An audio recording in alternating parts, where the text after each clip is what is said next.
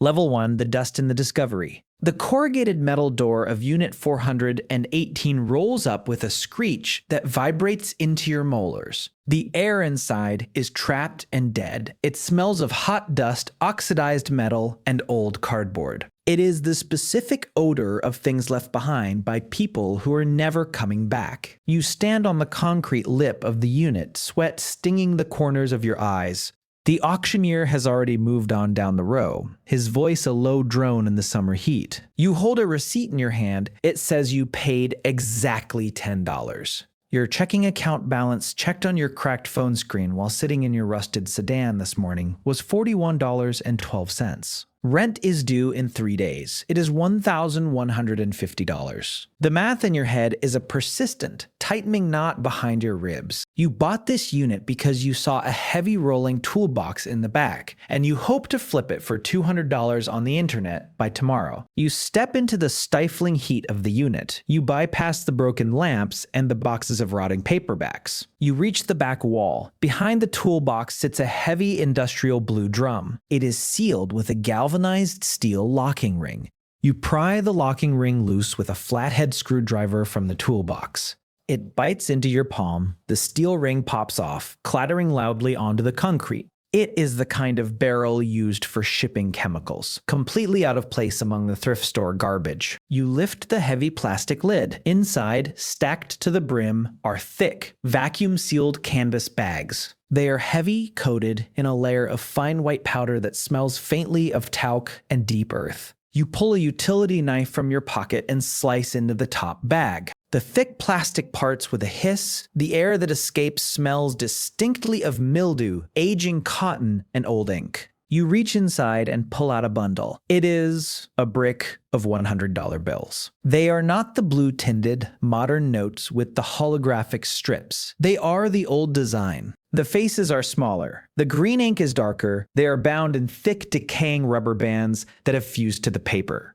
You pull out another bundle, and another. Your vision narrows to a tunnel. The ambient noise of the storage facility drops away completely, leaving only a high-pitched ringing in your ears. Your core temperature plummets. Your hands begin to shake so violently that a bundle slips from your fingers, hitting the concrete floor with a heavy, dead thud. This isn't hundreds of dollars. This is millions. The blood drains from your face. Your knees suddenly lose all structural integrity, forcing you to sit hard on a nearby box. You are hyperventilating. Your body is reacting to the money exactly as it would react to a predator in the brush. You zip the bag closed. You seal the drum. Hours later, the sun goes down. You are sitting on the floor of your apartment in the dark. The drum is locked inside your closet. You hold a single bundle of the old bills in your lap. You haven't turned on the lights. You haven't eaten. You haven't spoken. You just sit there, feeling the weight of the paper, knowing that the person you were when you woke up this morning is completely gone. Level 2, the rotting weight. The world outside your window goes about its morning routine. The garbage truck groans down the avenue. The neighbor's dog barks at the mailman. Everything is completely normal, but you are alienated from it all. You are a ghost observing a reality you no longer belong to. You call in sick to your job. The voice of your supervisor sounds tinny and irrelevant through the phone speaker. You drag the bathroom scale into the living room. The needle on the analog scale stops at exactly 154.3 pounds. You pull the canvas bags from the drum and weigh them one by one. $1 million in $100 bills weighs 22 pounds. You have over $6 million sitting on your stained carpet, but it is not clean money. In the daylight, you see the extent of the damage. The bills are heavily water damaged at the edges. Black mold spores have eaten into the corners of the paper. The rubber bands have petrified into a sticky black tar that ruins the top and bottom bills of every stack. This money has been buried or locked away for decades. It is a time capsule of a massive,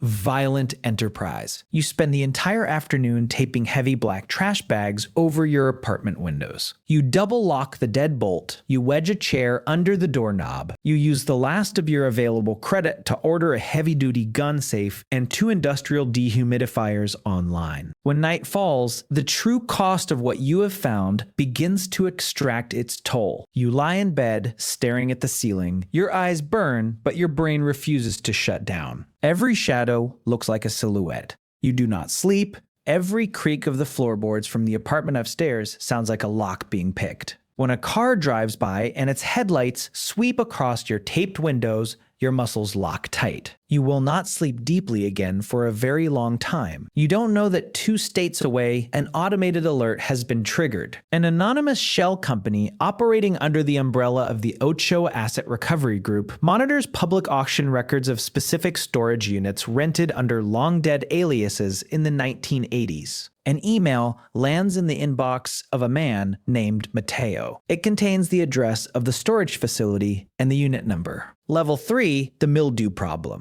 3 days pass in isolation. You sit at your kitchen table wearing blue nitrile gloves and a paper surgical mask. The air in your apartment is thick and aggressively dry from the constant hum of the dehumidifiers. You are painstakingly peeling the rotten rubber bands off the stacks. Each time a band snaps, it sounds like a dry twig breaking. You use tweezers to flake away the petrified rubber without tearing the serial numbers. A sharp, violent cough racks your chest. It is deep and rattling. You have spent 72 hours inhaling aerosolized mold spores and ancient dust from the canvas bags. Your lungs burn with a dull ache. The physical toll of handling discarded history is taking root in your body. You find a date stamped on a bank wrapper deep inside one of the bags. It reads, October 14th, 1988. You realize you cannot walk into a bank with bundles of damp, moldy pre-$1,990 bills. It would trigger an immediate federal inquiry. You need to test the viability of the currency. You take 30 of the cleanest bills, place them in a zip-top plastic bag, and drive to the nearest Indian casino. The neon lights of the casino floor are blinding after days in your dark apartment. You walk past the slot machines, the jingling sounds grating on your nerves. You approach the cashier's cage, you push the 30 bills under the glass partition. Chips, please, you say. Your voice cracks. The cashier, a bored woman in a red vest, takes the bills. She pauses. She frowns at the small faces of Benjamin Franklin. She rubs the paper between her thumb and forefinger. She holds one up to the light. Your heart hammers against your ribs like a trapped bird. You mentally calculate the distance to the exit doors. You prepare to abandon the $3,000 and run. She runs a counterfeit detection pen across the top bill. The ink stays yellow. The paper is real. She counts out $3,000 in plastic chips and slides them back to you. You take a ragged breath. The relief is a physical wave. You play blackjack for an hour, losing $400 on purpose, then cash out the rest for clean, modern hundreds. It works, but as you walk to your car, you do the math. Laundering $6 million, $3,000 at a time would take you 5.5 years of daily casino trips. You would be flagged by the pit bosses within a month. While you are driving home, Mateo arrives at the storage facility. He wears a sharp charcoal suit. He steps into Unit 418. He smells the lingering scent of old dust and the faint trace of mildew. He sees the scrape marks on the concrete where the heavy drum was dragged. He pulls out a phone and makes a single call. Level 4, the infrastructure of ghosts. The pile of clean, modern currency from the casino sits on your kitchen counter next to a mountain of moldy 1988 bills. The contrast is glaring. You meet a system. Your phone vibrates on the counter. The caller ID shows your brother's name. He has called 4 times in the past 2 days. It is his birthday weekend. You always take him out for a cheap beer and a burger. You stare at the glowing screen. You look around your living room. There is $150,000 drying on a clothesline strung between your kitchen cabinets. There is a gun safe dominating the hallway. You silence the phone. You flip it face down. You cannot let him come over. You cannot tell him.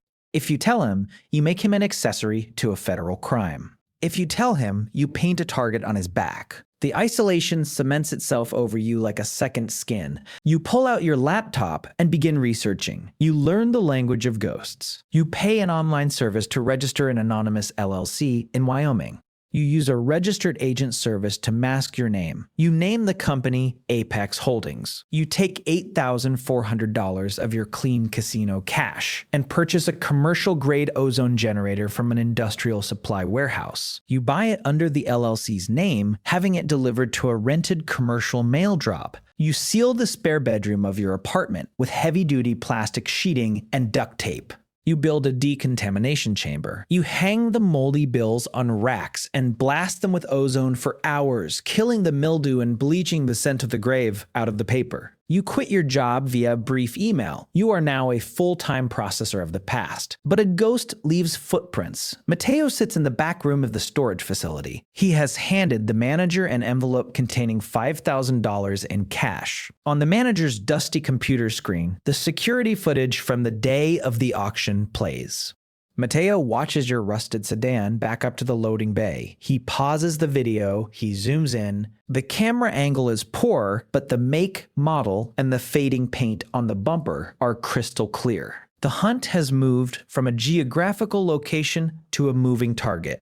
Level 5, the wash cycle. You have $500,000 scrubbed, ozoned, and stacked in your safe. But it is useless if you cannot put it into the banking system to buy assets, real estate, and a new life. This is the moment you find a failing 24-hour coin-operated laundromat located in a strip mall 3 miles from your apartment. It is a cash-heavy business. The owner is desperate to retire. You use your Wyoming LLC to negotiate the lease takeover. You pay the key money in cash, claiming it comes from private investors. You now own a business where hundreds of people walk in every week with dirty clothes and walk out, leaving untraceable cash in the machines. You begin the wash cycle. Every night, you take thousands of dollars of the 1980s bills. You mix them with the crumpled ones, fives, and quarters pulled from the washing machine coin boxes.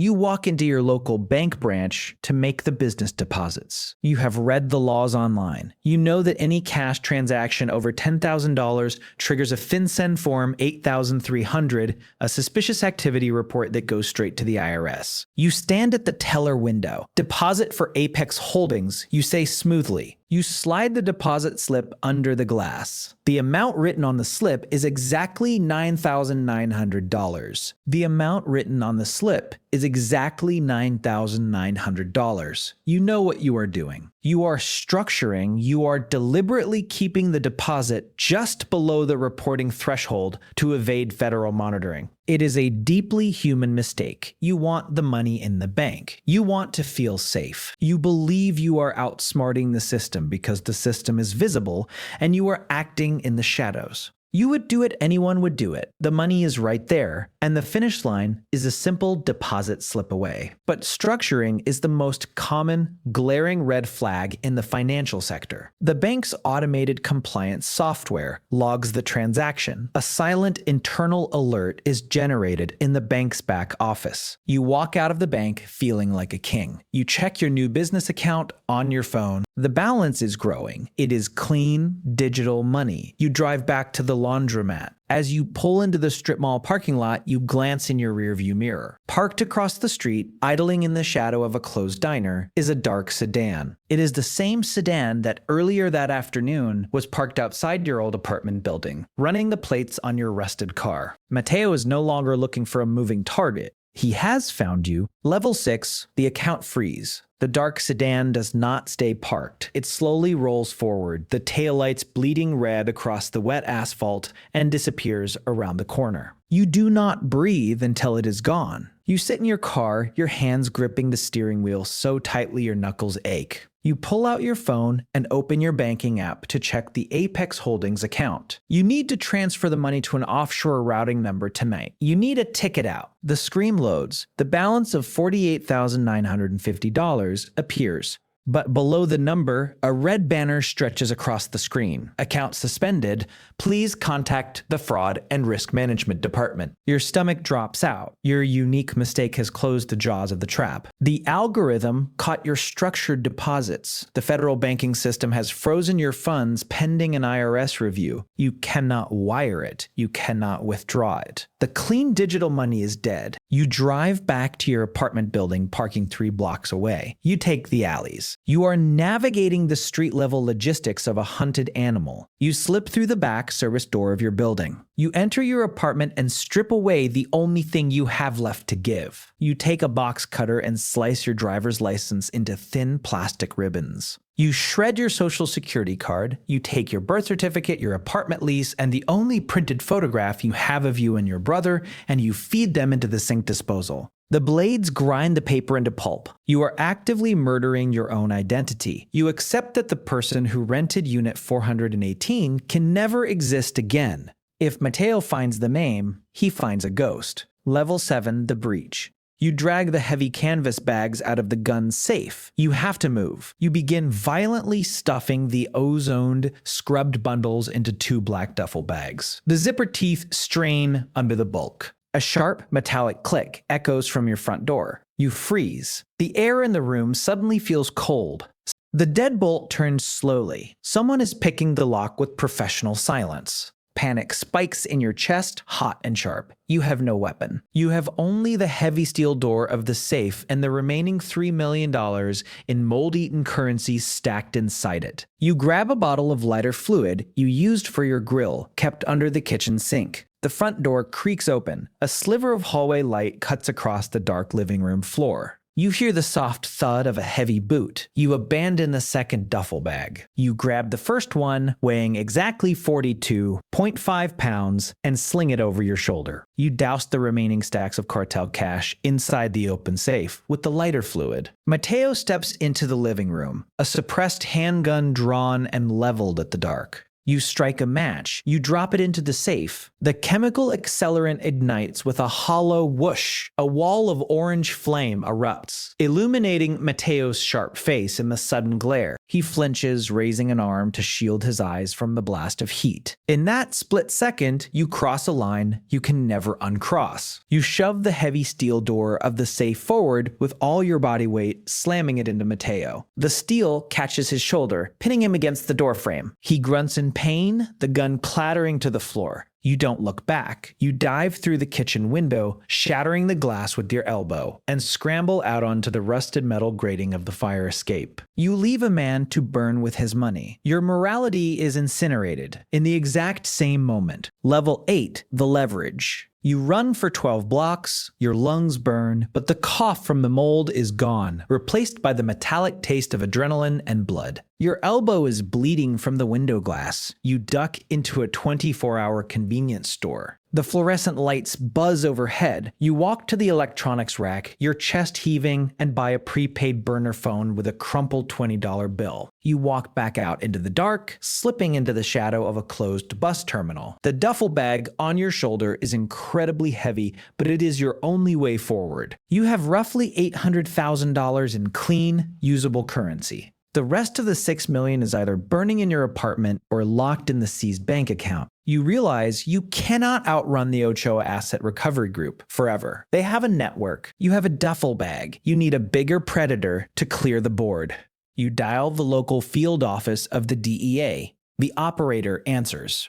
You do not give your name, you give your exact apartment address. There is an armed cartel operative inside. You say, your voice perfectly flat. He is attempting to recover $3 million in cash from the 1980s. The apartment is on fire. You hang up, you drop the burner phone into a storm drain. You hear it splash in the black water below. You have weaponized the authorities against your enemy. But in doing so, you have severed your final tie to the grid. You are a fugitive from the cartel and a person of interest to the federal government. You buy a cash ticket on a Greyhound bus heading north. You sit in the back row as the air brakes hiss. The engine rumbles beneath you. You stare out the window, watching the city limits disappear. Your freedom to live openly is gone. You will pay in cash for the rest of your life. You will never sign a lease, register a car, or hear your real name spoken aloud again. Level 9, the collision. 3 days later, you are sitting in a vinyl booth at a roadside diner in Montana. The air outside is bitter cold, smelling of pine needles and diesel exhaust. You order a black coffee. You pay with a crisp $100 bill. Above the counter, a small television plays a national news broadcast. The volume is muted, but the chyron scrolling at the bottom of the screen tells you everything you need to know. Federal raid-in city apartment nets millions in cartel cash. One suspect in custody. The screen flashes B-roll footage of your apartment building. The window you smashed is boarded up. You see federal agents carrying out heavy, charred evidence bags. The system worked exactly as you designed it in your panic. The IRS kept the $48,950 from your laundromat's structuring mistake. The DEA seized the ruined millions from the safe. Mateo is in federal custody, his network neutralized by his own arrest. They took the bait. They consumed each other. You slide out of the booth. You leave the change from the $100 bill on the table as a tip. You walk out to the dirt parking lot, your boots crunching on the frost. You are entirely alone. The silence of the mountains is absolute. There is no dark sedan in the rearview mirror. There are no automated compliance alerts triggering on your phone. You have survived the collision between the ghost of Pablo Escobar and the modern financial machine. But you know with absolute certainty that your brother is currently sitting in a police precinct filing a missing persons report, wondering why you never called him back on his birthday. Level 10th, the quiet cold. A heavy steel door swings open with a smooth, oiled glide. The air inside the private vault facility is climate-controlled and sterile. It smells of polished brass, carpet cleaner, and absolute security. You stand in the private viewing room. The attendant leaves you alone and closes the door. You unzip the black duffel bag. You lift the stacks of scrubbed, ozoned currency and place them into the deep steel drawer of the safe deposit box. You hold a new receipt in your hand. It says you paid exactly $1,200 for 5 years of anonymous vault storage. Your net worth, resting quietly in the dark metal box in front of you, is $814,500. You have a new driver's license with a name you are still learning to respond to. You have a quiet cabin rented in cash at the edge of a frozen lake. You never have to worry about rent or a rusted car or an alarm clock ever again. You close the drawer. The locks engage with a heavy, satisfying click. You walk out into the winter air, pulling your collar up against the cold. You have everything you wanted when you opened that corrugated door in the summer heat. You are completely free from the ordinary world. And you have never felt more empty in your entire life.